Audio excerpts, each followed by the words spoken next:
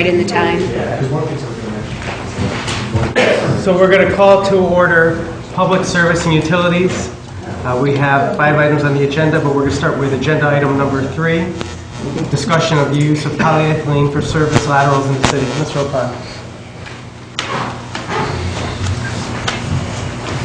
I know we discussed it a couple weeks ago, so I did go back to research a couple of our surrounding communities.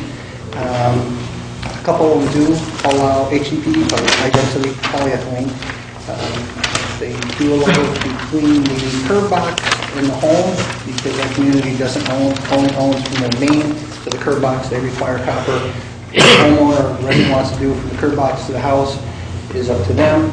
They all do require tracing wire, so it can be located.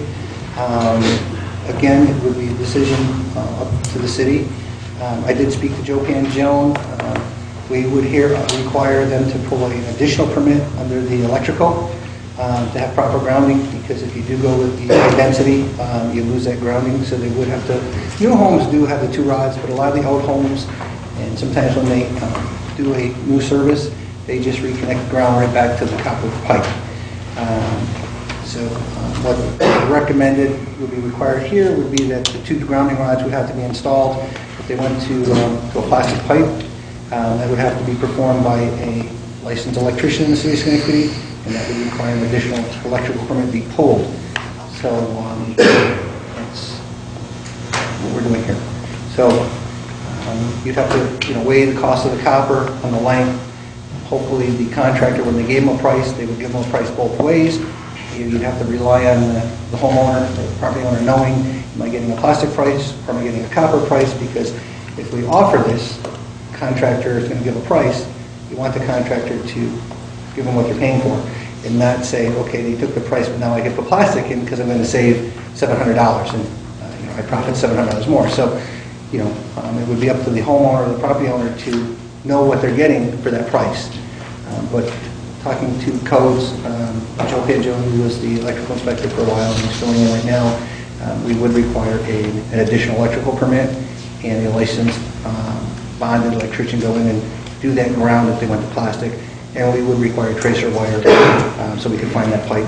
And they do make the fitting on both ends, because there are special fittings that are made to run that tracer wire.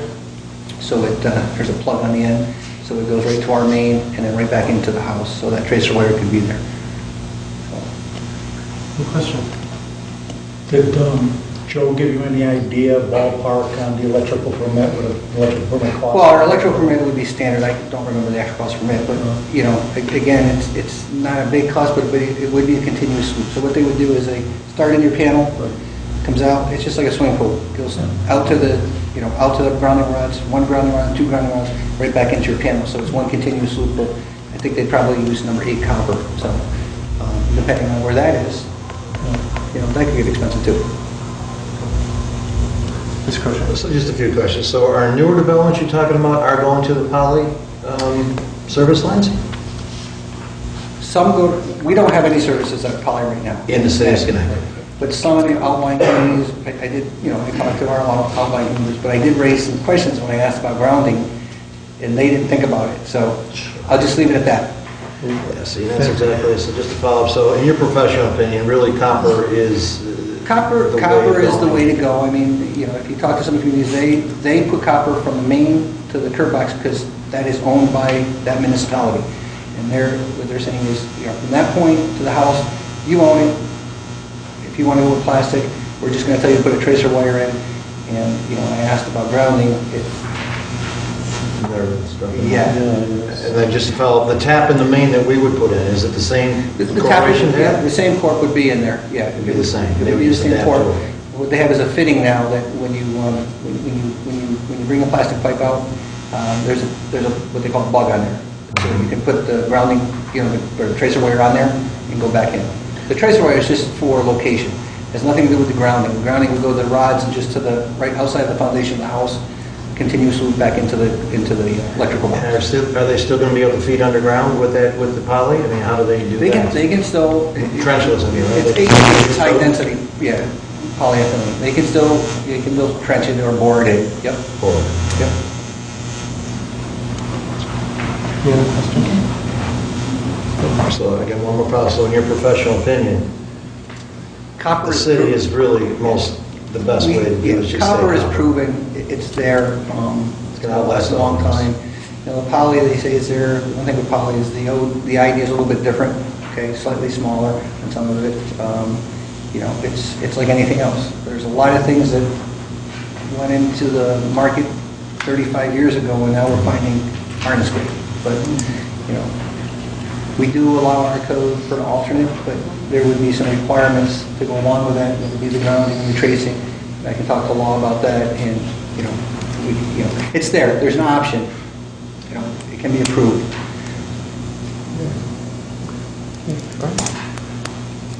Thank you. Appreciate it. You're welcome. Thanks for allowing me to go first. Dinner. Thank you. And continuing on with number 4, there's going to be a public hearing on the moratorium on taxi licenses next week. Any questions? Okay. And then discussion item number 5, the taxi cabs, chapter 236, if we have it in our packet. Yes, I requested that this be on the agenda. I had originally asked that the whole chapter was included in your packet so you'd be able to review it prior to, but we didn't get that far, so it's not... The link came out. I followed it with... Yeah, but, I mean, last week, so just so that everybody would have a chance to prepare, but I know it came late today, was everybody able to review it, or... I just wanted to have this on the agenda to start the discussion, and we can certainly put it off for a couple of weeks, but I think we need to look at it section by section, starting with rates. So if in 2 weeks people would come back, in the meantime, I will do some work reaching out to other municipalities to find out what their rates are, but and I will also sit down and talk with what our inspection process is currently, and then we can come back to the table for discussion on that, because a 30-day moratorium, if that's the way we end up going, seems like a long time, but it's not. So we have some work to do to make sure that we're where we want to be as far as the code goes. So I will ask the clerk for the rate discussion and the inspection discussion in 2 weeks. If you could focus on those 2 parts, and we'll come back to the table. Any other questions on it? No. All right, and then we have awarding the bidding contract for hot in place asphalt recycling pursuant to the county-wide bid, which is agenda item number 1. Steve Russo. This went out to the county bid for us. Highway rehab will be a low bidder, and we accepted their bid.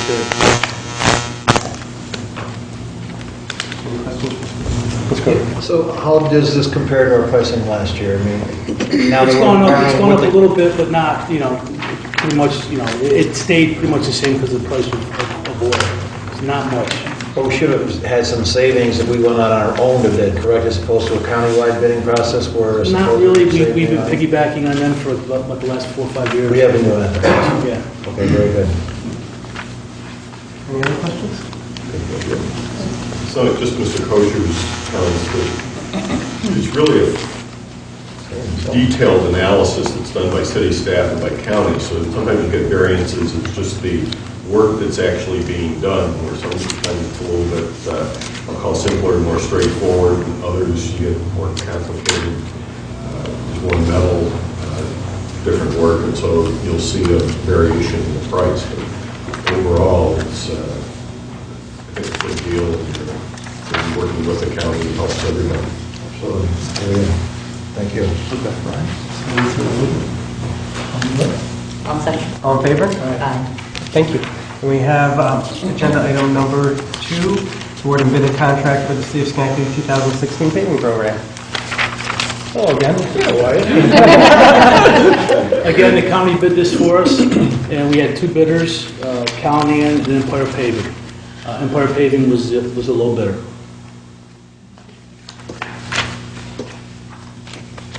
Any questions? I'll second. All in favor? Aye. Thank You you. did a good job. Any other items to come before public service and I'll utilities? say keep them back in. Motion to adjourn? I'll second. All in favor? Aye. We'll adjourn. Thank you. Okay, I'll call to order finance. Discussion regarding the beautiful winter we had and the lack of plowing and supplies that we used. Ms. DeGenova, sure.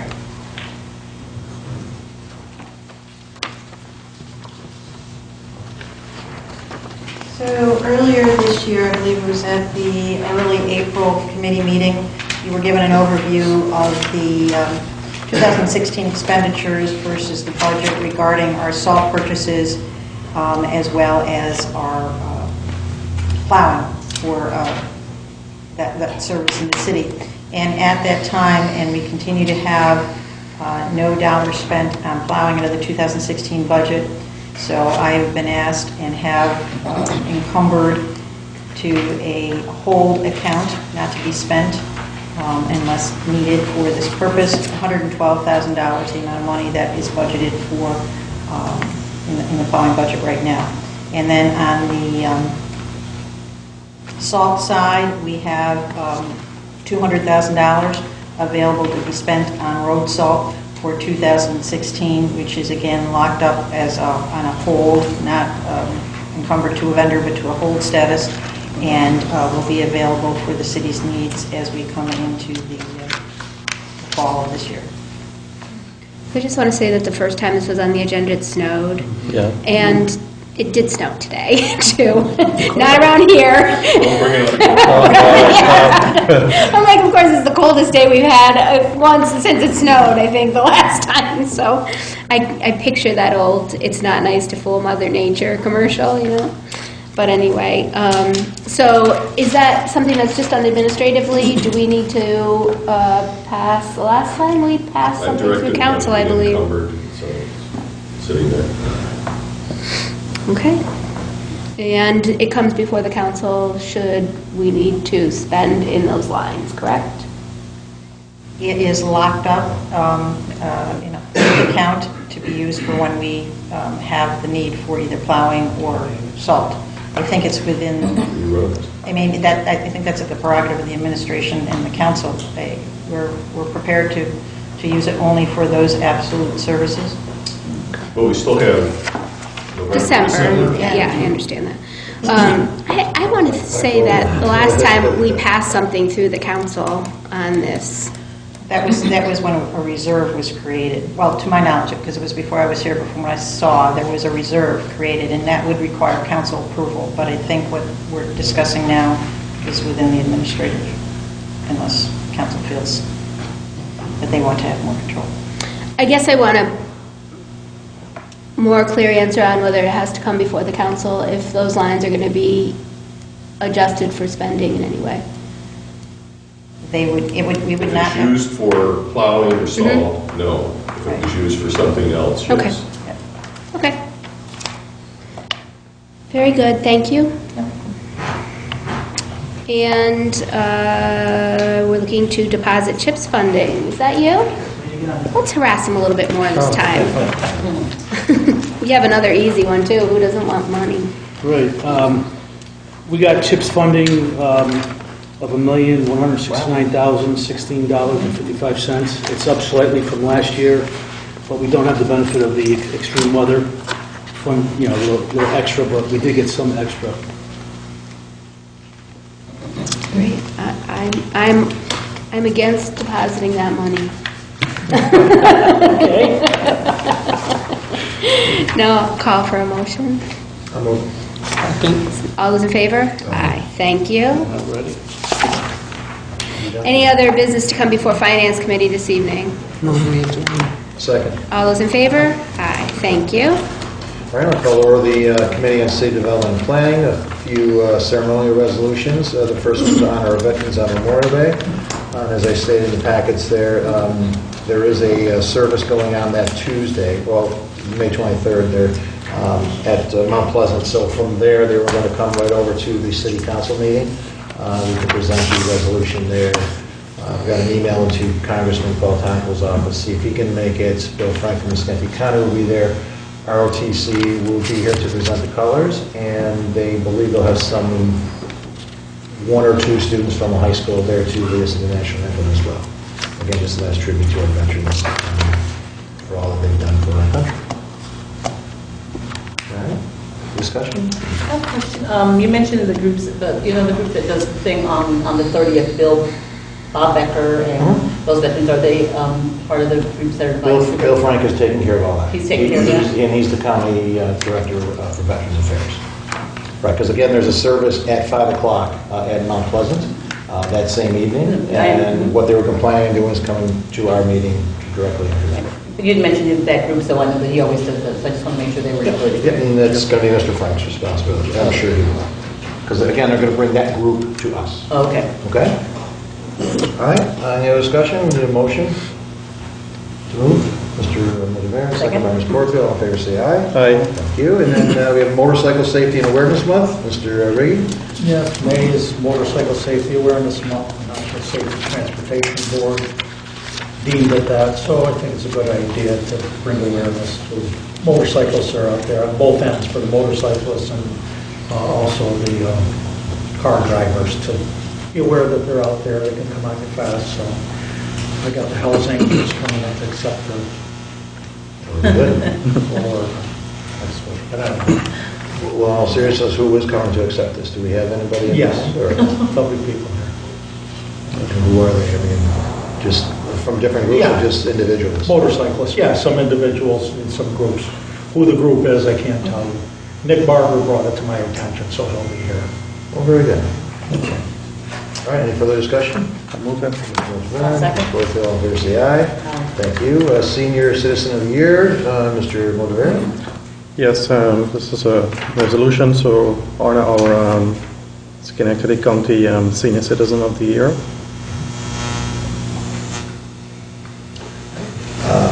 I do have, are we going to present this at the Senior Awards, which is May Monday. 23rd at 11 o'clock? Will you be able to go to that event to present? Or are you thinking of having them come here? I'm thinking the evening, yes. Having them here Monday So you want evening. by both events, Unless we have someone who can,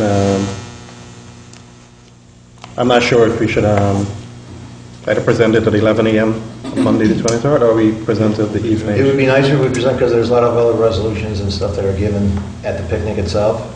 Okay. And it would really be great if somebody from the council can attend. Ms. Browser, you I think it would be lovely if we had something separate to elongate the, first of all, not the same group of people are going to be at both events, and our council meeting is public, and it's a big award, so to me, I think it would be nice to have them at the council meeting, if they're available. If they're not, then maybe one of us can present it at the picnic, but I don't know, I think it's just so meaningful and lovely for them to come into the council chambers and get yet another recognition of this award, so.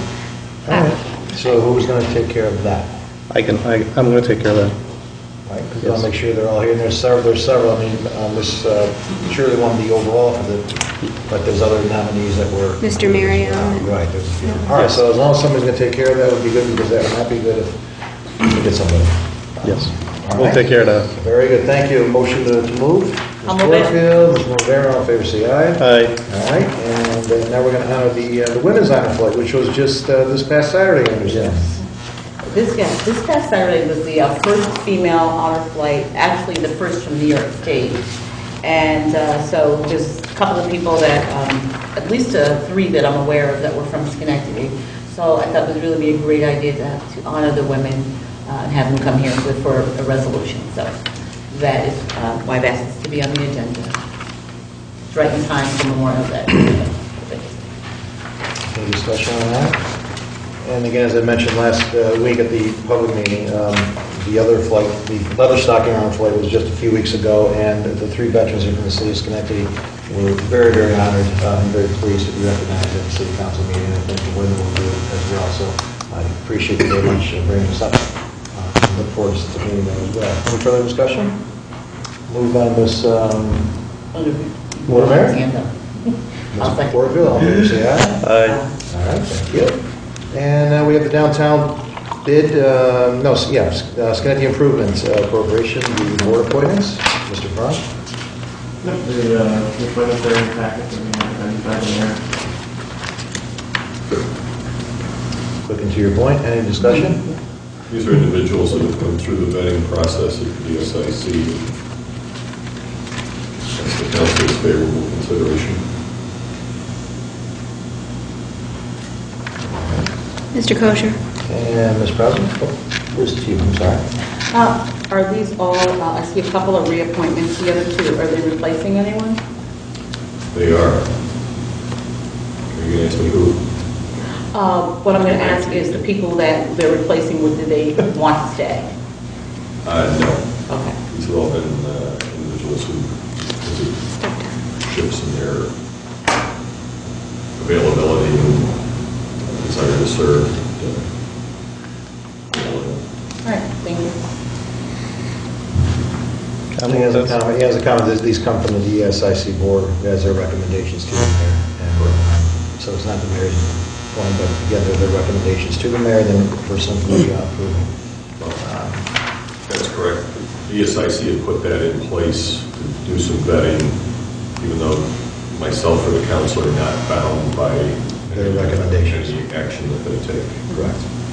Okay, any further discussion? Motion to I'll move it. Mayor? I'll second. Ms. Porterfield, all in favor, say aye. Aye. All right, thank you. And then we have the discussion with the dog licensing fee. I spoke with Mr. Thorne, and thank you for putting this back on. Something I was looking to do, and other cities have done it in the past already, is to try to get our dog licenses up to a 3-year period, especially if the rabies shots, the new rabies shots now are good for a 3-year period. So rather than us renewing our dog license every single year, we'd like to do up to a 2-year or 3-year, depending on when the expiration of the dog license is. And I spoke with Mr. Thorne again. The piece about the lowering the fee really cannot be done because our system cannot handle that. We can't make any changes. But I feel very comfortable. I believe it's $13.50 a year, Chuck. Is that what it is? For a fixed dog, $13.50. For non-spayed or neutered, $20.50. Right. And we would just allow that option to the owner to extend it to the 3-year period if that their rabies vaccination is good for the 3-year period. This way, again, it'll keep our dogs licensed for more than a 1-year period. It'll save us office time where we have to keep continually sending out letters. So again, I just renewed my dog license a couple of months ago. But, we got the letter from the city letting us know what was going on. And I just think it's a lot of man hours, a lot of work from our office staff, especially now that the city clerk's office has really done a tremendous push on getting our dogs licensed in the city of Schenectady. That paperwork and that additional workload is going to really take a bearing, I think, on our staff. And other cities have done this as well, so it's not something new to the city, or it would be something new to the city, but it's not new to the area as far as extending it to the 3-year period or up until the expiration of the rabies vaccination. And Mr. Thorne, you want to add anything to that, or? Go ahead. We have, right now, roughly 3,000 dog licenses. Out of the 3,000, just looking at the rabies expiration dates, about a third of them would qualify for a multi-year license right now. I'm not saying they would take it, but that would qualify them. And also, as you mentioned, since we've been putting such a strong push the last few years on licensing dogs, we've kind of got a slug of renewals right in the middle of the year, from June to September. So out of these 3,000 licenses, we have probably about 1,300 that will expire from June to September. So a multi-year license would even the workflow out a little bit. As you said, it would save some postage. And frankly, you would be surprised the number of people, for the sake of convenience, that ask either at the counter or over the years have said, can I get a license to the end of the rabies vaccination day? Yeah. So it's something that I think that would convenience both the city and the dog owners. Ms. President. Ms. DeGenova, can you speak to any concerns you may have on this budgetarily? Well, yes, I'd like to just mention that. Come up I have here, not Kath. Specifically taken a look at the numbers that the clerk just mentioned. I wasn't aware of those, but just in general, my comment would be, we have put together a budget for licenses that reflects historical activity, and the number offered by the clerk's office, which we would have looked at in finance. So any change like this, if it doesn't have a complementary fee change, whereas, meaning if you have a 3-year license, then the cost is a little bit more than your 1 year's license, you're going to see, if assuming Mr. Thorne's numbers are correct, you are going to see that we're probably not going to hit our revenue target. I apologize, I'm not totally prepared to get into specifics on that, but if what I'm hearing here is there is this many licenses that we would expect to create revenue that aren't going to occur. Saying that, it's not a huge number, but as you start to make many of the changes we've been talking about throughout the year, you do start to have an effect. So I would like to suggest that we get that information before we make a decision on that. I mean, I think it's important to know how this would impact the budget, not only this year, but like going forward. I mean, do we take the revenue and split it in thirds, or whatever the case may be? I just think that's an important component of this discussion that we need to know. Well, the revenue, you're going to have the same amount of revenue. The $13.50 or the $20 is going to be regardless of coming in. Rather than doing it every single year. Well, that's what I was just saying. I wasn't sure. Right, so we're not losing money. Let's make that perfectly clear. We're not going to lose money on this. If there is a complementary fee change, I just There is didn't no hear fee that. change. There's no fee change. It's the same dollar amount, but We'll you be can extend front-loading it now. for, you're right, you can extend it for Right. to 3 years. $40.50 for spay Okay, and so there is no neuter. change in fee. $60 Yeah, out of the system Okay. would not allow for a decrease, a discount. And that was the question I was asking. I wasn't aware of this. The, So you're getting the same. But we revenue. wouldn't be getting it next year. So we need to adjust things that way, because it would impact our revenue next year if somebody's front-loading 3 years this year. They're not going to be paying for the next 2 years. Well, that would be when you put the 17 budget together. You would have to take into Right, I'm account. just saying, Yes. we need to have a discussion on If- budget impact going forward. if that is important, we would have the ability, and I discussed this with the software manufacturer, we could do a report either monthly or annually based on the day of issue. And if you wanted to accrue that money into the year of issue, so to speak, if somebody came in today for 3 years, then one of those years could be adjusted with a, I don't know, a journal entry or something based on the report You recognize it for as the- 17 and 18, with the exception of the $1 fee for New York State for the spay and neuter fee and the $3 fee. That we would have to pay, that portion of it we would have to pay to the state upon receipt. Yeah, so what I'm hearing here is there is a complementary fee change, in that the fee is still the same. It's just how the cash is taken in. It's a one visit rather than a visit every year. That's correct. Yes. So then we wouldn't have a concern for 2016. It's early enough, we know when we build the budget in 2017, we take this into account. I'm not sure the city would want to get in a situation where we recognize the fee as a deferred income, because if we're not going to ever return it, we should recognize it in the year that it's created. And that's just an accounting technicality. Mr. Pauline has him too. Because I wouldn't want to keep track of that. Disgusting. Exactly. Or would I, unless we're going to return it.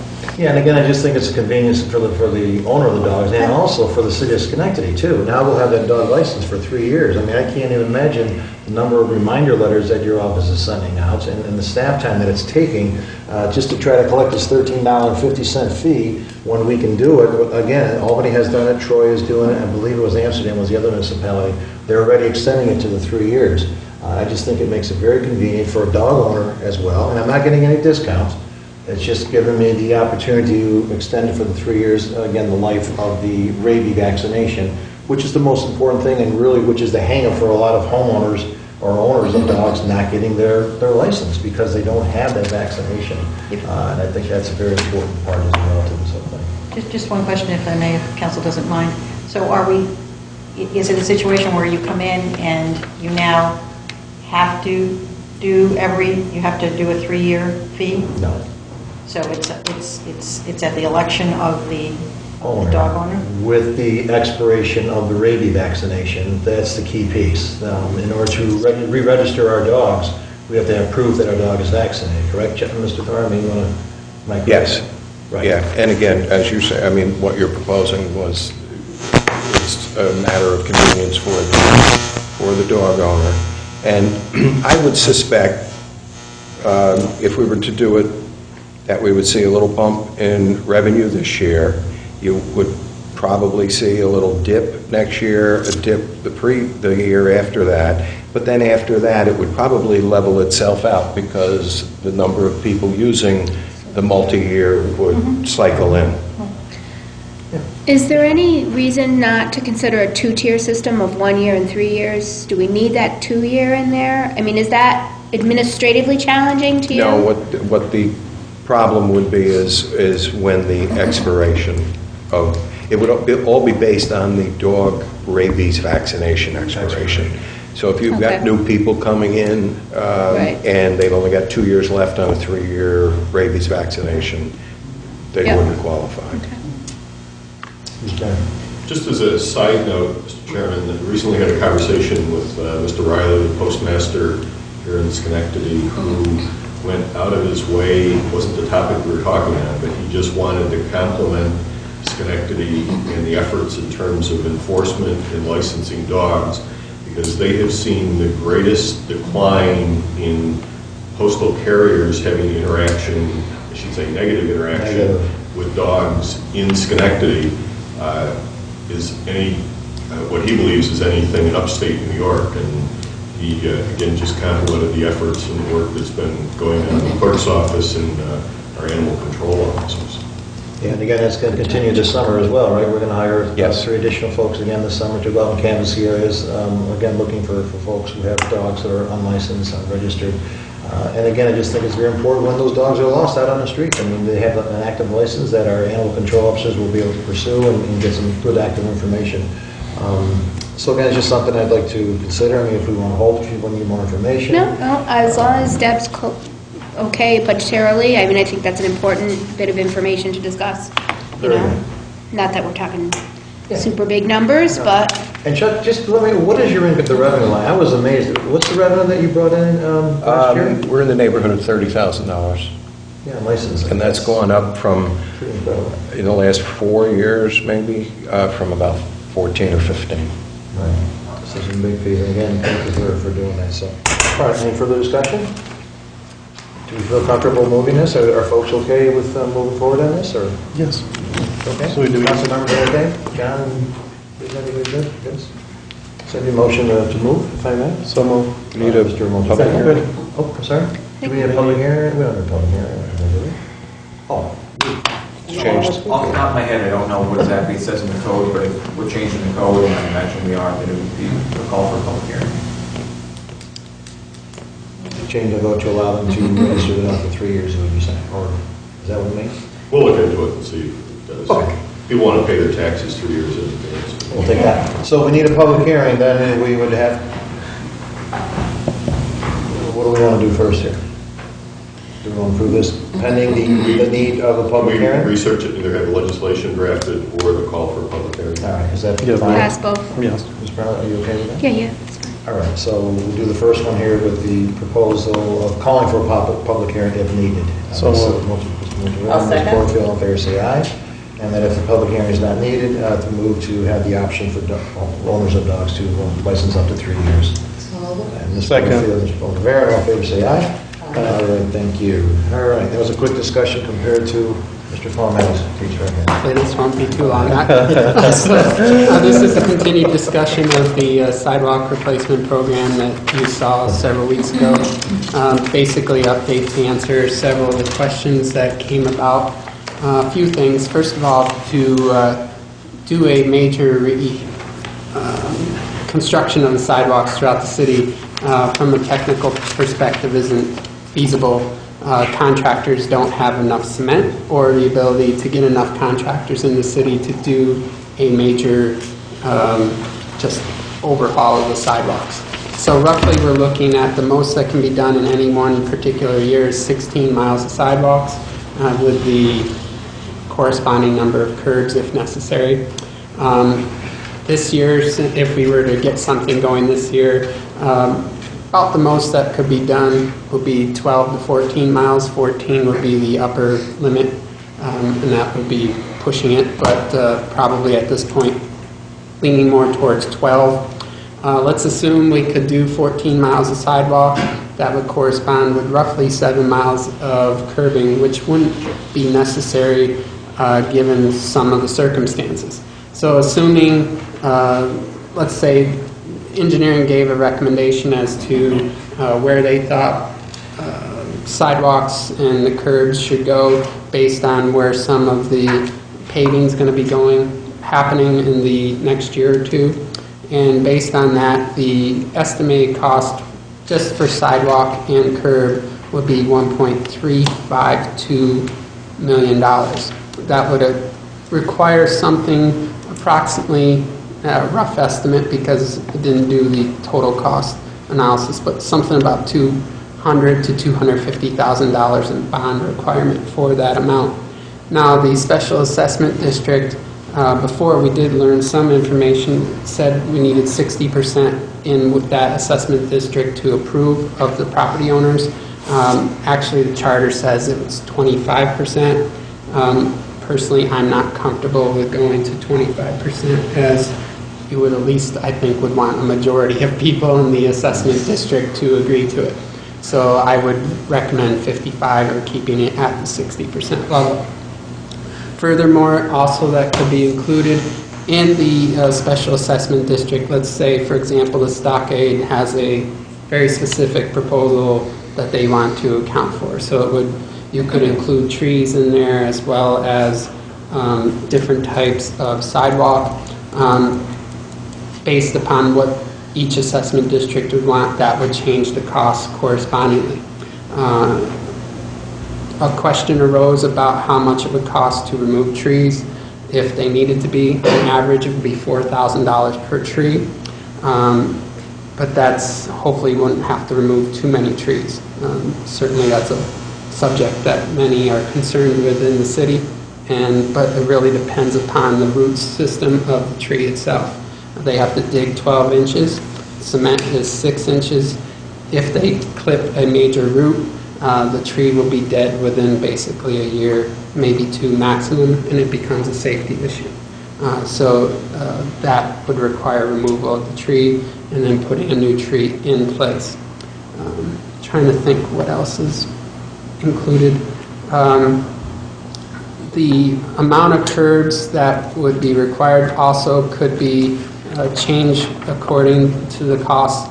If we have a sidewalk that goes straight to the road with no grass intersection between them, you could use concrete curbing because it abuts the concrete sidewalk, and that makes it sturdier, and you won't need granite curbs. That'll cut down costs.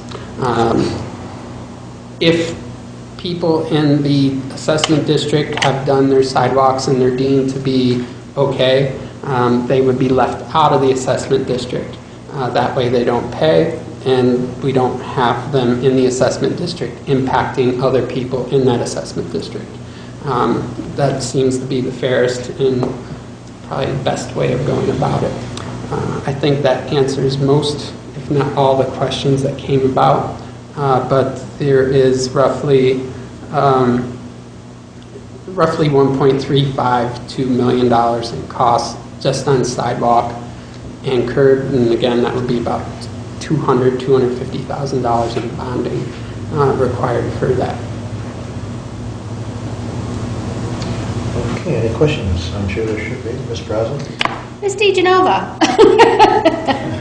like your input on the bonding issue, if you are able, or we could certainly give you some time, but... Well, I think the issue, Mr. Palmini is suggesting that in a very short period of time, the city would having its coffers 1.352 million to go forward with this program, and then special assessment districts would be the vehicle to have a revenue stream to support the debt service.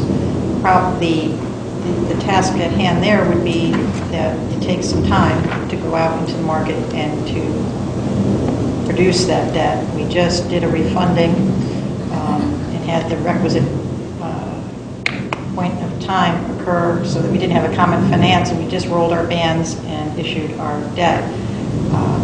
So we would be in the position where we would be shouldering cost of issuance that would be very, very similar for a very, very small issue. So there would be some additional costs there that the city would take on. So that is a concern from that perspective.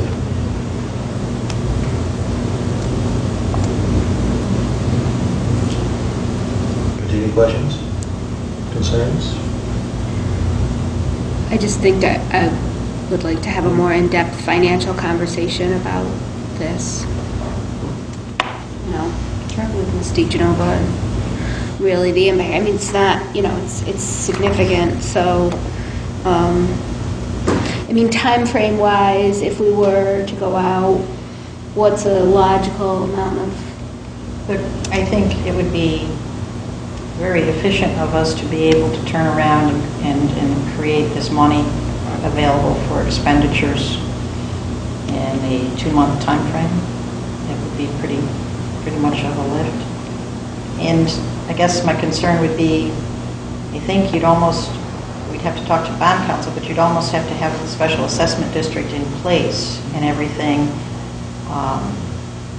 defined, because that would be part of the security you would be disclosing for the issuance of the debt.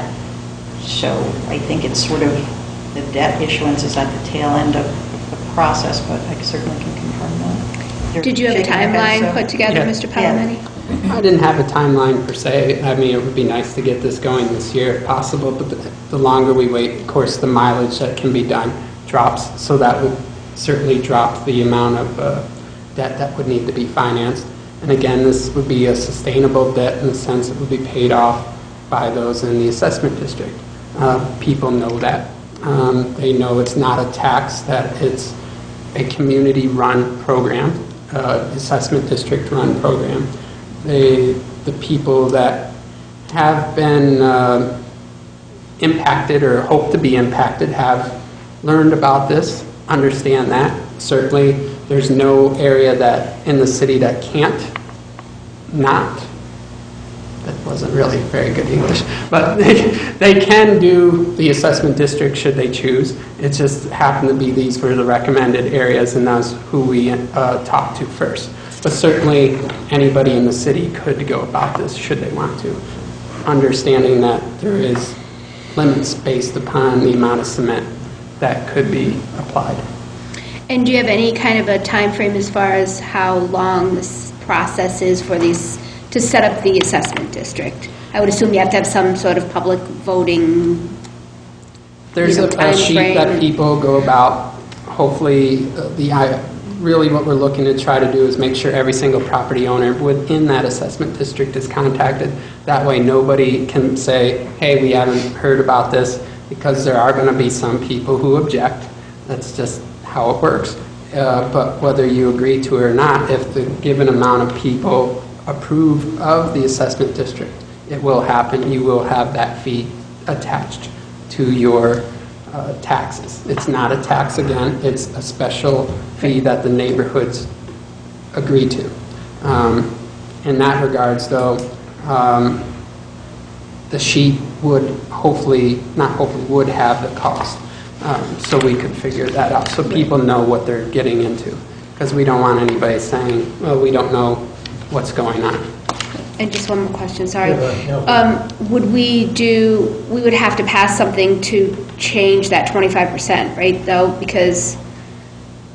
No, the way the charter reads is that for people to come forward and request that the city do certain work in a certain area, they have to have at least a 25% threshold of signatures of property owners or representatives of the owners in that district. So like the council just decided they wanted to redo sidewalks in one area, you could, but the city would have to pay for it on its own. This is what you need to have in order for the city to add that assessment onto the bill of the homeowner. But what I'm asking is, if we are not going to adhere to that 25% and we're going to insist on 60%, 75%, whatever the case may be, how are we protecting, how do we override that 25% so that that neighborhood is protected? So the 25% just gets on the agenda for the council to discuss. There's no requirement that the council at that point, or the mayor, also approve of it. Okay. So you could say, 25% will get it discussed, but we're not going to approve anything unless you have 50 or 60 or whatever Okay. number you decide. Okay. Thank you. So, Mr. Bowman, what would be the average cost for a homeowner with, let's just say, a typical 40-foot frontage? What would be do you have any idea what my assessment fee would be? Don't know the 40-foot frontage part, but What we're using? What were you the estimated costs I have here are old, in the sense of that the prices actually have dropped. It was $100 per cubic yard for cement. Now it's down to $80 per cubic yard. So roughly you're looking for the average $200. It's going to be more or less depending upon your frontage per year. So my cost would be $200 per year. Roughly, I mean. And how long would that? That would be paid over, we could discuss that, but 20 years. But we could change it to 15 years if people were more comfortable with that. But certainly. 200 would go up then. Right. Because you have a less period, your costs go up. Okay. And that's assuming a 3.5% interest rate. I'm kind of confused on how you got an average, because I'm thinking the frontage of my house is much larger than the person that's next door to me. We just took a scenario of, what did we use in the packet that you had before, where we did 50 feet of sidewalk. 50 feet, So, you're basing it on 50. That's what I said. I thought. Okay. Yeah, sorry. I forgot my own number.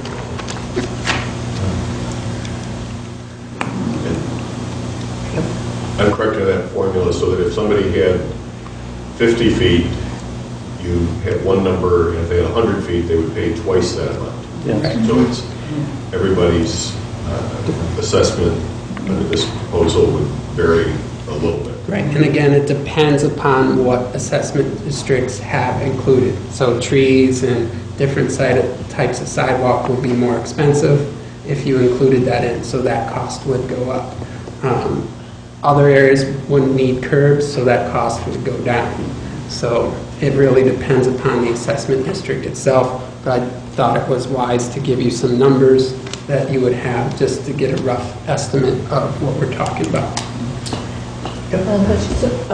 In creating these special assessment districts, are we going to have a public hearing to, get folks their input and all that? I know that you talked about sending out the letters, et cetera. So would that be a part of the process? That one I don't know. There would definitely be a public hearing required before the council could pass whatever ordinance or local law gets passed. But it would be the people themselves deciding what the district would be and coming forward with that proposal.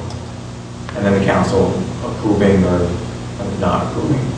Okay, so each neighborhood that's being discussed here would come up with their own, what the district would be, and that would come to public hearing? Is that what you're saying? Yes. Okay. It's a petition process.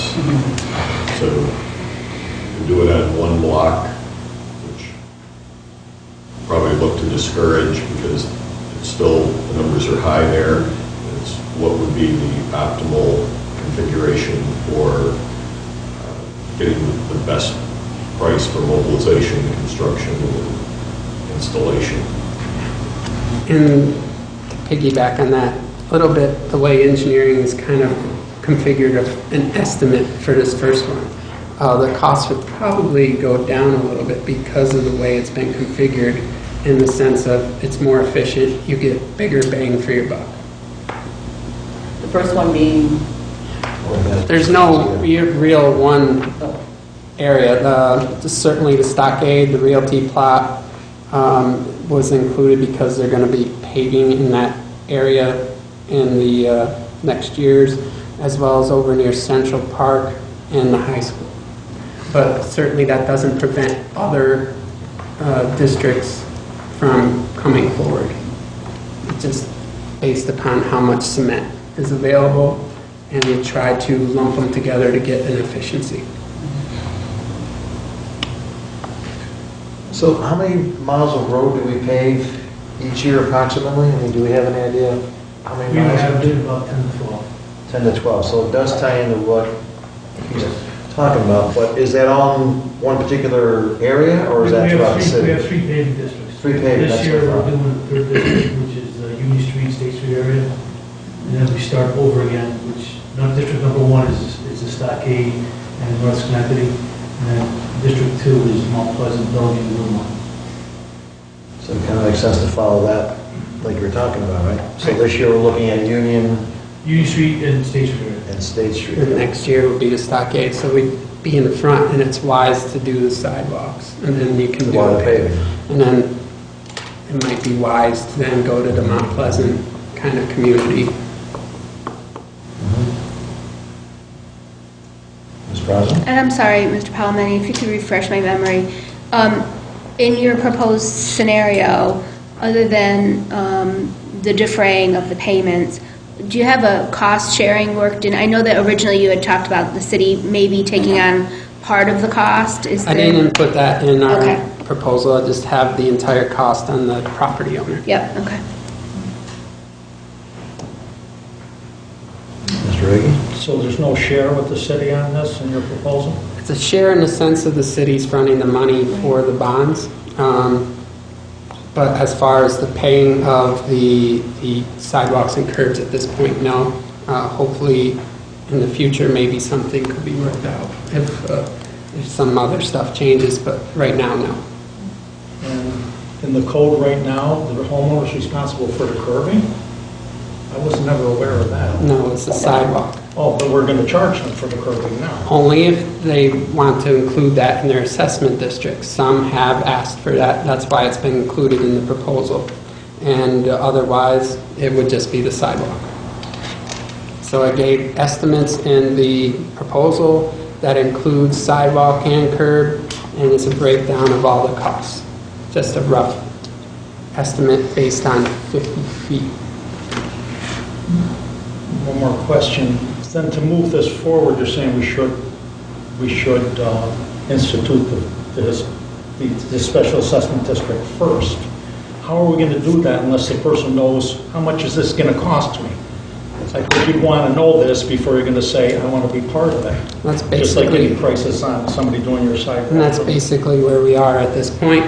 I just wanted to update the council as to where we're at. And the next point is to make sure people have a very good idea of what the cost is and then move forward. Certainly there's certain sections that are ready to move forward, and we'll work to get those costs to them. Because even though we're not going to call this a tax, some people are going to see it as a tax. No matter what you call it, they're going to have to pay it every year, so it'll be part of their taxing process. And any fees are not exemptable either with senior discounts or anything like that. Commercial property included in this too then, since we're talking Union Station, I'm sure there's going to be a lot of commercial in there, right? Yes. So commercial properties, how does that work? From my understanding, as much of the commercial district down in those areas have already been done anyway, so we don't have to be too concerned with that. But they would be included. In the special assessment? Yes, but that would actually be a little bit extra because of the cement for some of those, depending upon where you are. Because it's thicker? Yes, or different kind of. Width. Yeah. ADA compliance. We have two hands, Ms. Porter. You know, based on what you're saying, there's a lot of work that has to be done to figure out the cost and the petitioning process. How was that figured into the city staff handling those particular items? Actually, the estimating of the cost per se really isn't that difficult once you have the spreadsheet set up. The amount of figuring out the sidewalks, that will require engineering to do some work of and they know that, of identifying which sidewalks are good and which aren't. And again, it's, what are we going to do? Are we going to do nothing, which has been what's been done for a while now? Or how are we going to go about getting this fixed?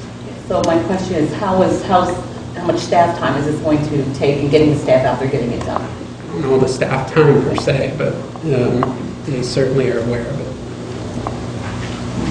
Mr. Oswald? Just a point of clarification, we haven't done anything because it's not the city's responsibility. So this is a great thing to put forward, but it's not like the city isn't doing anything about it. It's actually the homeowner's responsibility. And the only other thing that I would like to get agreement on before we go forward is what kind of a percentage we're looking at. That's deeply concerning to me, especially when I heard the 25%, and I'm thrilled to know that, you know, certainly you would say 50 to 60. I would be more comfortable with 75. I think that we're in a position of not having the budgetary means to offer our taxpayers, and some of the highest paying taxpayers in the United States, any property tax relief. So then to lump 45 or 40% of homeowners or business owners into the special assessment district and impose this fee on them is just really makes me uncomfortable, you know. So, I mean, I would like to throw out, you know, 75% of people signing on to minimize, you know, someone that really can't afford another $200 or $300 a year, our elderly, our veterans, you know, to make sure we're erring on such a side of caution where that's concerned. So I just think that's another point we all need to come to agreement on in moving forward. You know, I like the program. I like the idea. Our city sidewalks need, you know, attention. Our homeowners are bearing the burden of high taxes and have a hard time doing it themselves. But I just think it warrants a lot of consideration for the people who are barely hanging on to their houses. And adding on to that, what about vacant or abandoned properties? Are we the homeowner going to have to incur, you know, that cost because, you know, 2 houses next to me are vacant or abandoned? You know, why should I or have to pay for them? And you wouldn't. We would want to keep those houses out of the assessment district. You would want the property owners who are currently in their properties. Oh, so then I guess from my understanding, I thought if the majority of the assessment wanted it, then everybody has to... Right, but so how the assessment district works, let's assume you've got, this is just an example, let's assume you've got perfect sidewalks. They don't need to be done. You would be left out of that assessment district. Okay. Would do the same with vacant or abandoned houses because you're right, it's not fair to those. Okay, I misunderstood it. Okay. No, it probably just wasn't communicated great. Very well. Madam Chairman, if I may. Yes. I'm sorry, that's Mr. Kosher, not me, Ms. Oh, I know. DeGenova. Go ahead, Mr. Jones. Yes, go ahead. The one thing I do want to mention, and although at this point in time, the number that Mr. Palomeni is talking about is the 1.352, I believe. I'm assuming that's the start of a process. There is a debt cap that the city has to live under, and we pay off debt during the year, depending upon the capital plan that's passed or given to council by the administration and then passed by council, then we add debt to that. So now we're talking about, although this is 1.35, I don't know where the future's going, that's, you have to sort of weigh that because before the issuance of our 2016 new debt, we were at almost 42% of our debt cap. It's just something to keep in mind as you go forward. Yes, the school budget vote is tomorrow, and the Central Park project has to be approved by 60% of the voters because they are exceeding their debt cap limit. And that's one of the reasons they have to do is 60%. We have other, challenges. That's a good point. Who else had their hand? Jen and Mr. Mulder. Just to get back on the price, you mentioned $80 per cubic yard. Mm-hmm. That's for concrete only, Yes. and that'll include curb. No, the curb is... Your price on the curb? I do. It's a long password. I think it's a long So the curbing... Get kosher. The 1.352 includes curb and sidewalk. But again, not all places are going to. Curb is $55 per lineal foot. That's for granite. Cement would be cheaper. That would be, I believe that was in the packet handed out before. Approximately, I want to say $42 roughly. So just putting the two together, we're looking at, and just use your number of the 50 feet. And the curb, we'll be looking at roughly about $7,000 based on the per house. Let's see here. Estimate. I just did per year. I don't have the total amount, so it'd be, just off the top of my head, it'd be somewhere in there. Somewhere around $7,000 per. $7,000 per house. That's based on a 50-foot frontage. So this is a cost-effective way of people being able to maintain their sidewalks without really hurting them hugely financially.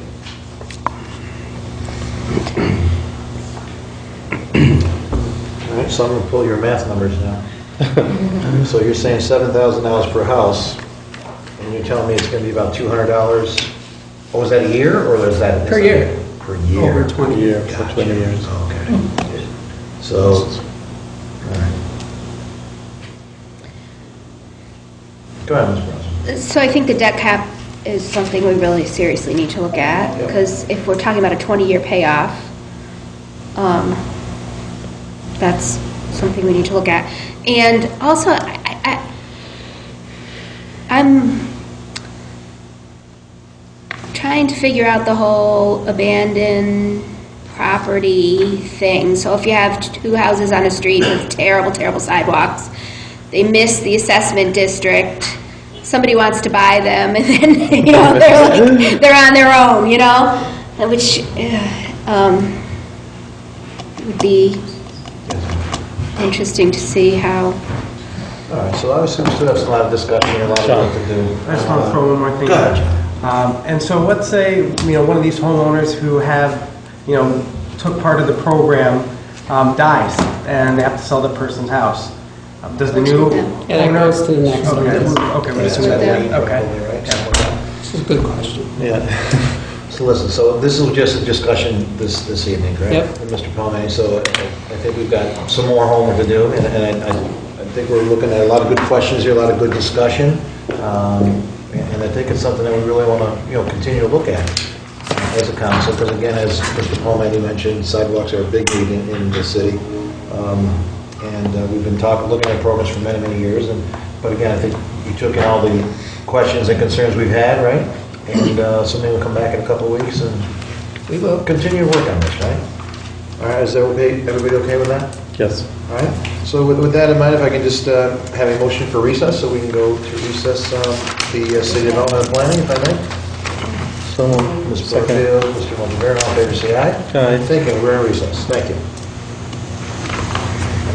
Okay. Call to order Health and Recreation. First item on the agenda is the Golf Course Advisory Board appointment. Mr. Strong. Again, this is the recommendation of the Mr. Mayor. Submitted a name for your consideration. Plays golf, talented individual, and would add some depth to the board.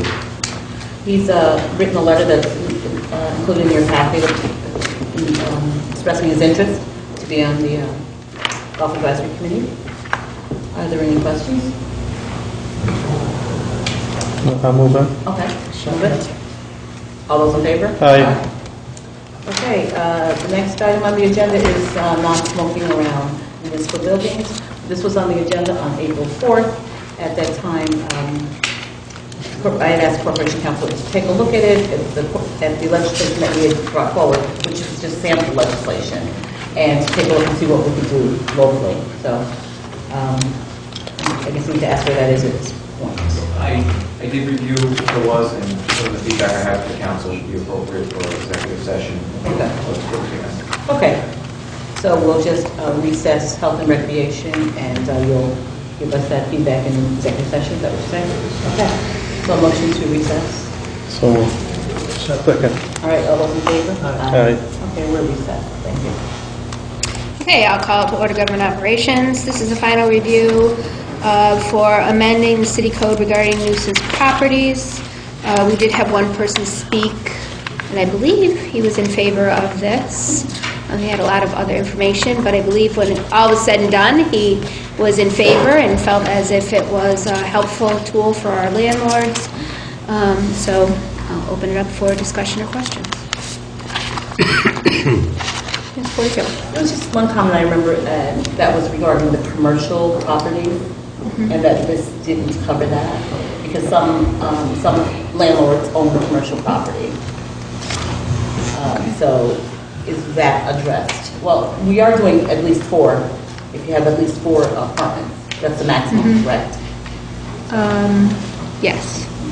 So there was no real clarification on what he meant by commercial, so I'm not sure if he meant beyond that or what. Yeah, I know we have a system in place very similar to this for our convenience stores, but I don't know what other commercial properties. I mean, I suppose, I don't know. It's interesting. Yeah. That never came up. That was just the one comment that I... Those insurance companies, they're crazy. They're always throwing parties at all hours of the night. So, that was the only question that, to me, I mean, he did seem in favor of it, but it just was that one question about, that this didn't include commercial property, so. I can't imagine what commercial property that would be, but... Yeah. Do you have anything to add regarding that? I mean, this... More information is not, I feel the same way as council. Off the top of my head, can't think of situations where that would really come up, but, for some reason there was a problem in the business making too much noise or something like that affecting the quality of life of the neighbors. That, things in the code right now that we use to address that. And we have a special focus on problem bars and our problem convenience stores and things of that nature already, correct? Yeah, and built into what we're actually building this legislation off of is from the Businesses Act, a certificate of use, so that's, bars, restaurants, convenience stores, and drugstores. Okay. Yes. In terms of that, I think in commercial, I know that there, let's use barbershops, for instance. We don't have a time frame that they have to close, operating hours. Is that something that we have in our code? I've seen some barbershops open until like midnight. I've seen it. So, not clear. It's needed an emergency.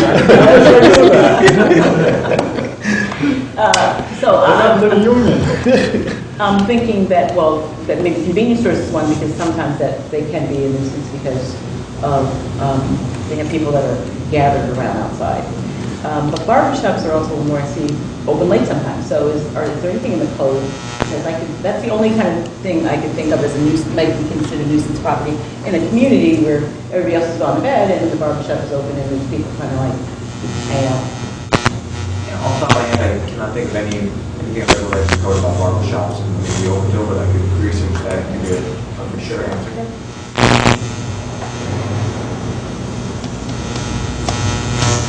Other questions or comments? Anyone? I think a big win is that Slick likes this. So that's a good thing. Our landlords like this, so it will help them hopefully do business in a more positive light and also protect the quality of life for the neighbors around them. So, do we want to pass this and we'll address barbershops separately or and not? Yeah. Okay. All right. All those in favor? Aye. Wait, hold on. John Ferrari and John Palomeni. Do I have a motion? Mr. Ferrari, seconded by Mr. Palomeni. All those in favor? Aye. Very good. The second thing on the list is the Affirmative Action Board appointment. Mr. Frank, known for his brevity. If there's a recommendation for the mayor, the letter is in there with the resume. Person who expressed interest at the time when the committee was formed and has continued to express interest to serve. Questions?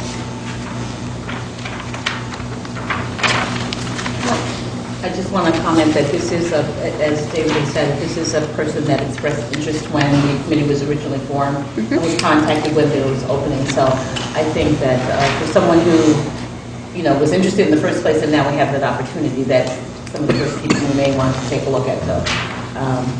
And a person who obviously resides in the city and based on their resume, I think would be a very strong candidate and a good addition to the current board. Motion by Mr. Ferrari, second by Mr. Palomeni. All those in favor? Aye. And now it's the moment you've all been waiting for. I say that jokingly, but it really is the moment we've all been waiting for. We're going to get a little tour of our new, exciting city and comprehensive city website. So I will turn it over to Mr. Frank. This is recommended by the mayor. So what the heck is Frank doing? I know, huh? Then also, about 2 years ago, we started looking at ways to improve city communications, particularly online. One of the first things we did is we added several multi-social media options, particularly our Facebook account. We try to keep up to date with recent news and announcements and other ways to reach out to the public. It's also a source that you see a lot of people are accessing with their phones.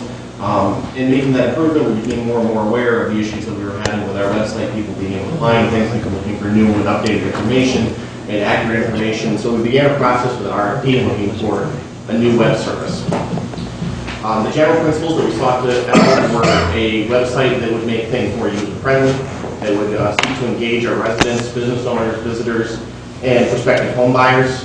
We spoke to several different companies. We had several different departments throughout the city review different options. And ultimately, we came forward with an option from Civic Plus. Civic Plus is a national website company. They have over 20 years of doing local government websites, so they're very focused in this area. They have a lot of experience in building the tools that are worthwhile for this. They also, as part of their program, do a complete rebuild after 4 years. Their website never has a chance to fully stagnate. They have over 200 employees that specifically focus on this. I'm not sure where that's coming from. Mary. Sorry. And they have about 2,000 websites nationwide that they handle. Locally, they just redid the city of Saratoga. Also in New York, they did the city of Ithaca. So one of the things that they really worked with us on was redoing the front page of the website. They tried to help us to cut down so there wasn't so much information there, but the information was easier to find. There were some very basic things that we changed, like adding drop-down menus, so it's easier to find information by going to the category you want. We added a search function, so you can type in the type of things that you're looking for. We have a rotating picture on the front that shows you some of the highlights of the city to really help people when they show up there see some of the different things we're looking to highlight, like the Proctor's, the Schenectady My Side, Central Park is on there with the Rose Garden, the Stockade. So, and those are things that we can change out over time, but just initially these are some of the things we want to highlight about the city. We have information about the homes program, quick agendas you can get to in the city code. We also have sections on here where you can click quickly to get to online payments, look at news. You can see the events calendar contains currently all of the committees that the city functions with. So the city council, as well as things like planning, development, those types of things. We're looking to actually expand that down the road. So we've been working with some of our different parks organizations, youth sports organizations about their sign-up dates, things like that. So down the road, these are things that we'll be expanding on the website. We broke out all of the different commissions to make it easier to find out who is on each commission, and you can look at for more information there. We broke out alphabetically the different departments. One of the functionality things, something I'll come back to in a few minutes, is that each department can now update their own page. This makes the information a lot faster, a lot more relevant, and it makes it easier for them to change things out. The old system, they would have to contact myself or IT. Now they can update things on their own, so we can get the information out there as fast as possible. We tried to make this much more comprehensive. We worked with the chamber, we talked to DSIC, we talked to the visitor center, come up with ideas of different things to put on there. Because a lot of times when people come to the City of Schenectady website, they're not thinking of government the way that we do. They don't necessarily think of it as the city, they know the difference between that, the county, the state, and then the private entities that are around. So we try to add links to help people quickly get to the different types of information they want and see some of the highlights of what we have here. So we have things on here such as education, on economic development, and some of the attractions. And if you click on any one of those subheadings, it'll take you to a page that actually gives you a summary of each, so you don't even necessarily have to know which one you want. If you know just the category, you can get to information quickly. We're already working on expanding this. So we have things like living with homes and some of these other programs on here, but we're also going to be adding more information, such as information on the Department of Development on some of the programs that we currently work with in housing, so people can see different options there. And here's another example of how you can actually get better content from the departments when they're able to do updates on their own. We have a page now on there that shows all the different rehab incentives that are currently available to the Schenectady. So when you go to our Homes Partners website, you can click right through and you can get information directly to all of these different assessments, tax credits, or other programs that will help people do different rehab projects for the different projects they have available. Another major addition to this website has built-in notification functions. Notify Me allows you to sign up for updates on the different bids that we have available as well as job postings. And this is extremely important. It's one of the reasons why we chose this company, because we currently have a system where we post all of our bids online, but it's a subscription-based service. This now allows local businesses and small businesses that might not be interested in those statewide bid notifications, but are looking for City of Schenectady business, to be able to sign up and get that information available quickly.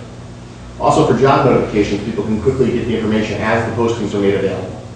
And there's also other news function signups, such as the police department, and as well as the press releases from the rest of the city. One of the other major things that we looked at, and this is actually, I think, was discussed at a council meeting almost a year ago, was the citizen request tracker. This was huge for us because it creates a way to have a real data-driven government and how we go about dealing with problems. People can go in and report a pothole, but rather than just calling in and leaving a message with the mayor's office that gets transferred to the department and then gets fixed, we can now look at these comprehensively. This will actually allow us to map on the back end where those potholes are. We can put in a response to the citizen gets an answer as to what happened. You know, when did you go? How was it dealt with? And they can let us know, is there still some continuing problem that comes out of that? If it's a code enforcement or other things. And in creating this data in this way, we can see quickly how things are being closed. We can see the response time, what's working well and what's not working well, and how we can go back and fix those types of problems as we go forward. The one piece that I didn't put up there was the how do I section. And what we also try to do is look quickly at the types of questions that we primarily get to each of our different departments, as well as generally the mayor's office. And then we looked at other cities, some of the major questions that they receive, and created a how do I section so that if you're looking for how do I find a bid, how do I find a job opportunity, how do I register to vote, all these things that you can easily, are questions that commonly come to city government, even if they're not necessarily things that we directly deal with, we can help people quickly find the right answer. So those are the major changes overall. Thank you. I want Can you get a haircut late at night? More to come. And honestly, that's actually one of the other great things about this. You know, this is really what we consider stage one. There's additional build-outs that will be coming into it, such as we're working with our parks department to add more information about our facilities on there. I mentioned what we're working with development for more information about the different housing options and things that we fund. We're working with youth organizations for more things in the community calendar. So there's a lot of things still to come that are being built more out. You know, we took the first stage of putting a lot of information up there connecting to our neighborhood associations. I think the next stage is really working with our neighborhood associations to make sure if you don't have a Facebook page, here's how easy you can set it up, and here's how we can make it fund in what we're doing so that people can quickly find those social organizations, get involved, and have a chance to really engage with the community. Well, thank you. I know it was literally hundreds of hours and maybe even thousands of hours, but it really is just such a humongous difference. The search option alone it's truly now a comprehensive tool for our citizens, and I'm really excited about it. Questions or comments, Mr. Kosher? Again, very nice job, and I've been out on the plane. It is very user-friendly, which is nice. The pothole reporting, I think, is very, very important, and I really would like to see a press release out of the mayor's office or somebody or Ms. Braza, to really get that out there publicly, because again, we will be getting hammered very shortly. As I know I've got a few calls already, and you know what, they've been tremendous filling in the holes. So I tell everybody to call you. I know they did. I'm sending it to Paul Mendy. I told him he's the rookie, so you send it over to John. But I think that's an important tool for us. Now, are they able to see where they are on the list or anything, or if it's been done, or like if I reported, Dave, like we just did one in front of Page Elementary School, and you know what? They were there within 2 days, and they filled that pothole. It was a good test for us. But do I, as a resident, can I see where that is on the list or anything? Or? You can log back in at any time and see where your information is as far as has it been responded to and has it been closed out. Wow. So there's a function where an employee can put in information to say that it's this is where we're at on it, and then they can put in another response to say this has actually been closed, everything's been taken care of, moved on, everything okay. And then the person actually has the ability to reopen the problem if for some reason they think that it wasn't fully satisfied, and there's something that needs to be followed up on.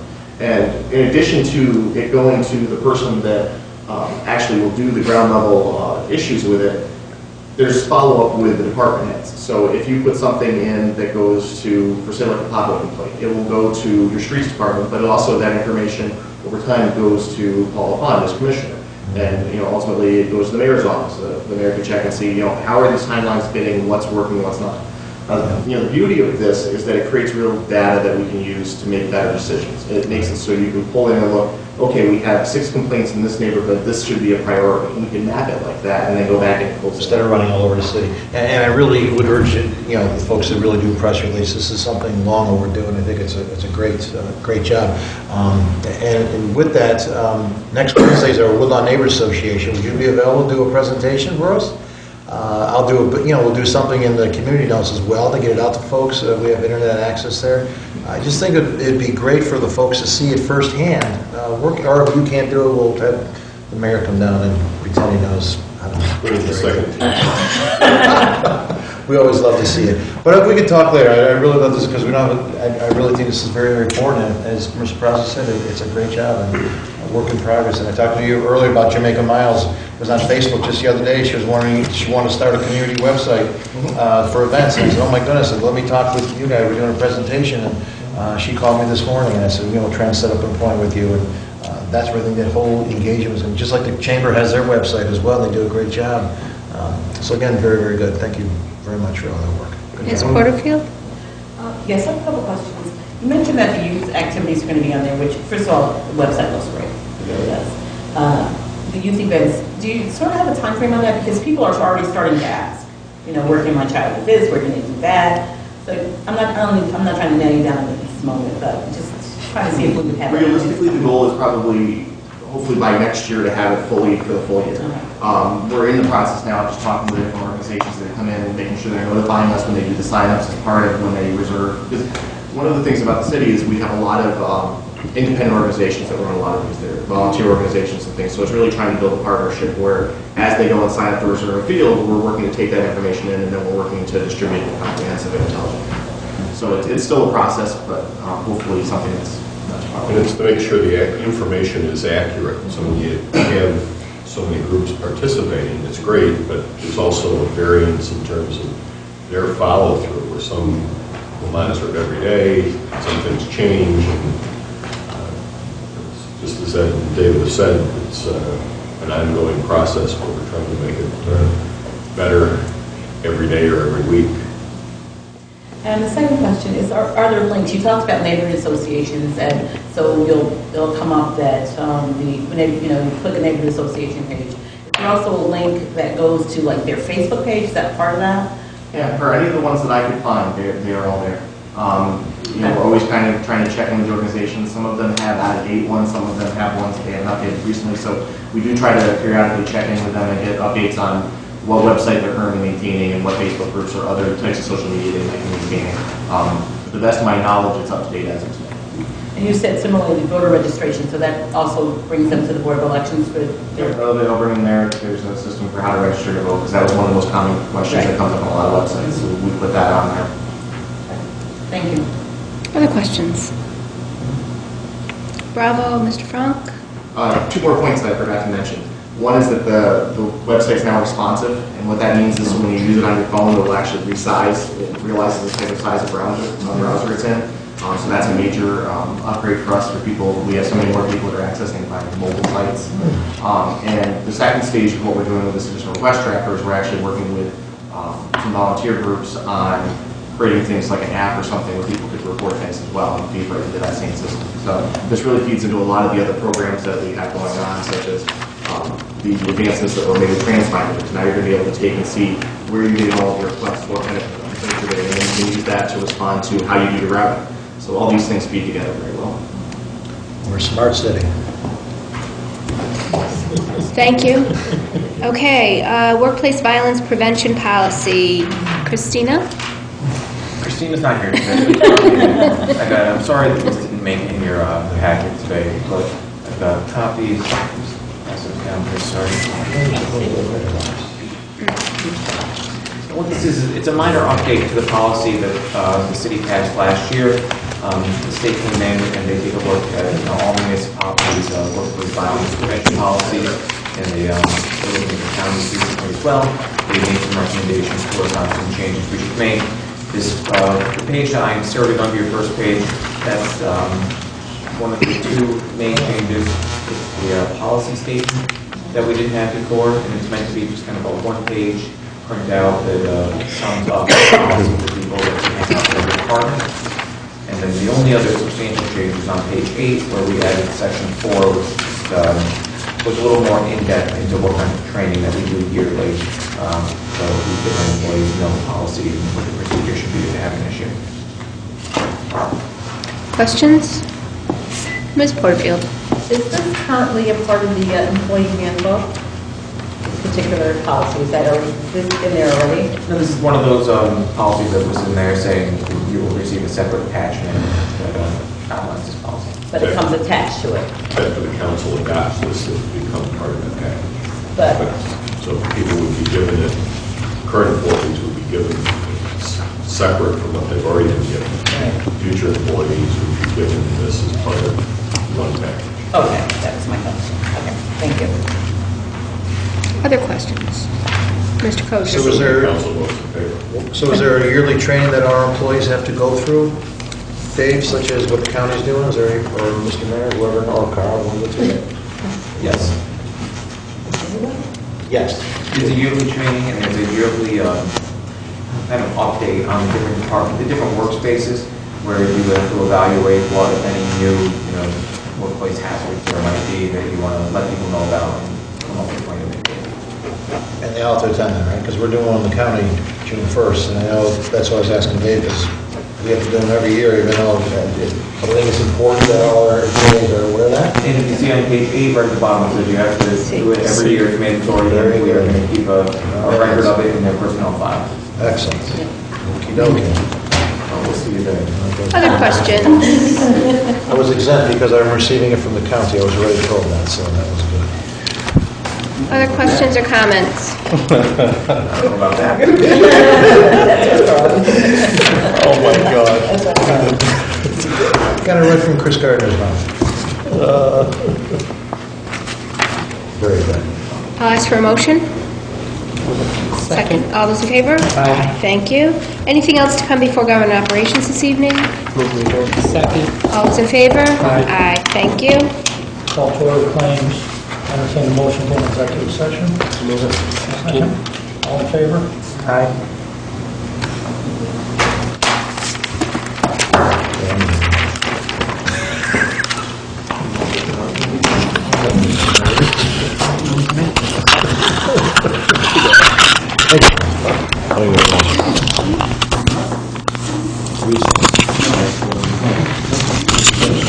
So Foster, you around next Wednesday or what?